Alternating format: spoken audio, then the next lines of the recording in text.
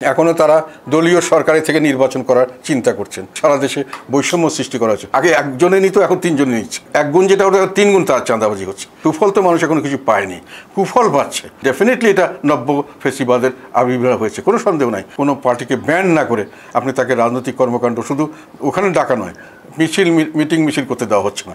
এখন আমরা তো বৈষম্যহীন সমাজ তো তারা বলেনি, তারা ছিল কোটা আন্দোলন। আমি সেই কথাটাকে বলেছিলাম পরবর্তীকালে এটা বৈষম্যের বিরুদ্ধে এটা, এবং জনগণ কিন্তু এখানে বৈষম্যের বিরুদ্ধে এখানে একত্রিত হয়েছিল। তারা কিন্তু একেবারে এক্স্যাক্টলি এর অপোজিট কাজ করছেন। সারা দেশে বৈষম্য সৃষ্টি করা হয়েছে। যেসব কারণে আমরা শেখ হাসিনাকে ওনারা এখন ফেসিবাদ, এই কতগুলি টার্মস আমরা নতুন শুনছি, আগে এটা আমরা জানতাম না, এখন নতুন শুনলাম এটা ফেসিবাদ বলা হচ্ছে এটাকে। যাই হোক, মানে এই ফেসিবাদ যে কারণে শেখ হাসিনাকে বলা হচ্ছে, সেই সব কারণ কিন্তু এখন তারা সংগঠিত করছেন। এখনও তারা একতরফা নির্বাচনের দিকে যাচ্ছেন।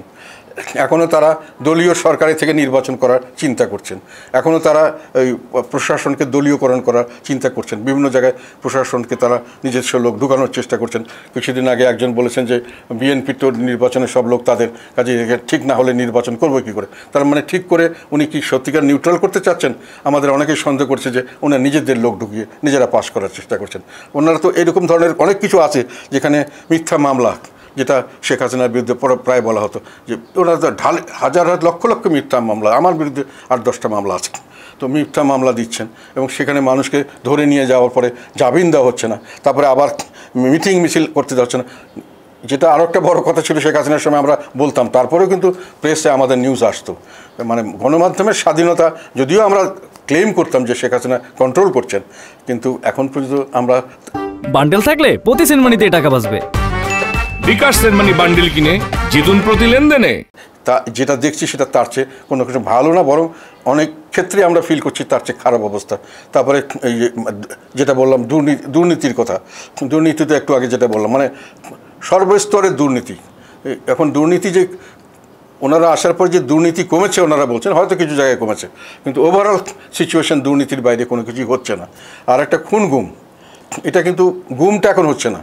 কারণ গুম করতে হয় কোন সময়, যখন আমি মনে করি যে এই হত্যাকাণ্ডটা খারাপ এবং এটা দেখলে আমার জন্য দোষারও কোনো ক্ষতি হতে পারে। এখন তো ওপেন খুন হচ্ছে, এখন তো আর গুমের প্রয়োজন নাই। যেখানে যাকে ইচ্ছা ধরে মারিয়ে পিটিয়ে চারপাশে ঘিরে ধরে পিটিয়ে মেরে ফেলা হচ্ছে এবং সকলের সামনেই করা হচ্ছে। কাজে এখন গুম নেই, কিন্তু খুন আছে।